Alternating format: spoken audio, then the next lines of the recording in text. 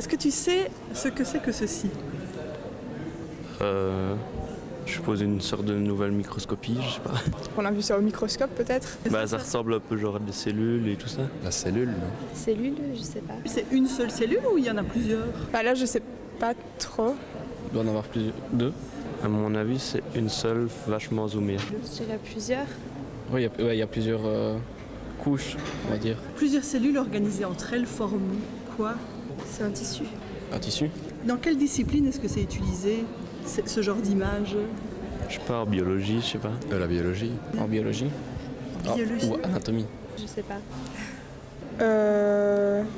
En micrologie. Non, Imagerie, microbiologie. Non, ça c'est le. la microscopie.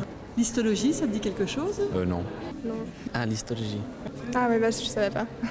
J'ai déjà entendu le nom, mais je ne m'étais jamais posé la question de ce que c'était. Qu'est-ce que l'histologie? Comme vous venez de le voir, l'histologie demeure une science difficile à définir, surtout pour des néophytes. Eh bien, pour savoir ce qu'est l'histologie, il faut tout d'abord comprendre qu'au cours du temps, les organismes sont passés d'une forme de vie monocellulaire à une forme pluricellulaire, pour aboutir à l'élaboration d'organismes constitués de millions de cellules organisées en différents organes bien distincts, mais restant en communication permanente entre eux. Notre corps résulte de l'intégration de différents niveaux d'organisation. Le niveau primaire est le niveau chimique, dans lequel les atomes se combinent pour former des molécules. Différentes molécules vont s'assembler entre elles et interagir pour former ce que l'on appelle la cellule, qui est, comme l'a défini la théorie cellulaire, l'unité d'organisation ultrastructurale de base des systèmes vivants. Une cellule est une unité de travail. C'est un être en soi qui naît, vit, travaille et meurt. Ces cellules se rassemblent pour former différents tissus. C'est le niveau tissulaire. Ensuite, le niveau organique correspond à la construction d'organes formés de l'assemblage de tissus différents. Le stade ultérieur est le niveau des systèmes où plusieurs organes contribuent ensemble à la réalisation d'une même fonction, comme par exemple dans le système cardiovasculaire, le système endocrinien. Le stade ultime est le niveau de l'organisme, dans lequel tous les systèmes sont intégrés. Dans ce MOOC, nous explorerons le niveau tissulaire. Nous découvrirons les différents tissus de base qui constituent les organes de notre corps. Bref, nous ferons de l'histologie. Je vous propose de faire un petit saut dans le passé. Le concept morphologique, fonctionnel et pathologique de tissu naît à la fin du XVIIIe siècle. À l'époque, c'est un médecin du nom de Xavier Bichat qui en sera le pionnier. N'ayant pas eu recours au microscope, il réalisa des travaux de dissection précis et minutieux des organes des animaux. Et c'est au travers de cette méthode qu'il identifiera les constituants essentiels de ces organes, les tissus. Un autre médecin du nom de Marcello Malpighi avait déjà donné naissance à l'anatomie microscopique quelques dizaines d'années plus tôt. On le considère comme le père de l'histologie, car il est le premier à avoir utilisé le microscope pour l'étude des tissus. Mais le terme histologie n'apparaîtra que des années plus tard, en 1819, quand il sera adopté par Mayer et Heusinger pour définir la science de l'analyse des tissus au microscope. L'ensemble des observations microscopiques réalisées à cette époque a permis de constater que le noyau est un élément constant de la cellule.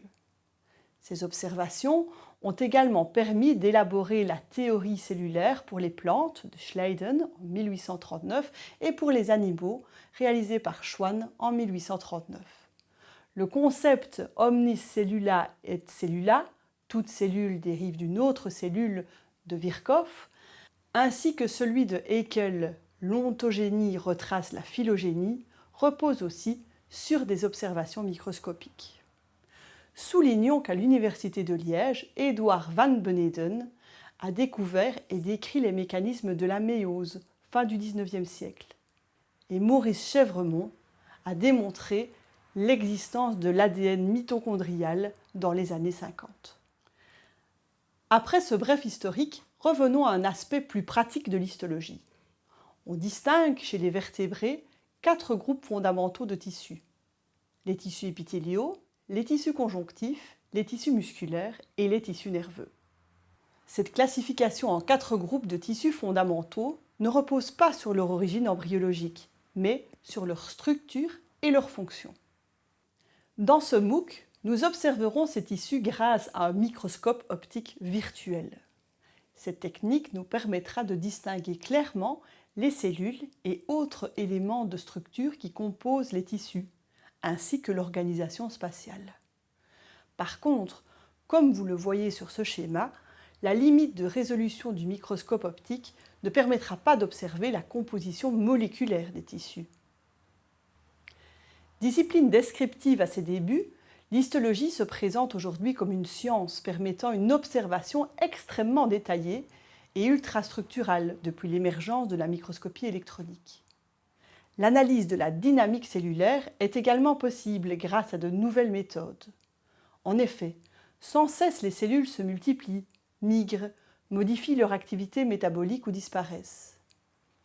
Grâce à des techniques particulières telles que l'histochimie, l'autoradiographie, l'immunomarquage ou encore l'hybridation in situ, l'histologie moderne connecte les localisations précises d'éléments microscopiques aux événements qui se déroulent dans les organismes vivants. Elle permet dès lors une meilleure compréhension de la physiologie, mais aussi une perception plus précise des anomalies pathologiques, telles que dans les cancers. Lors de la séquence suivante, nous verrons ensemble comment techniquement il est possible de prélever un organe et de l'observer au microscope.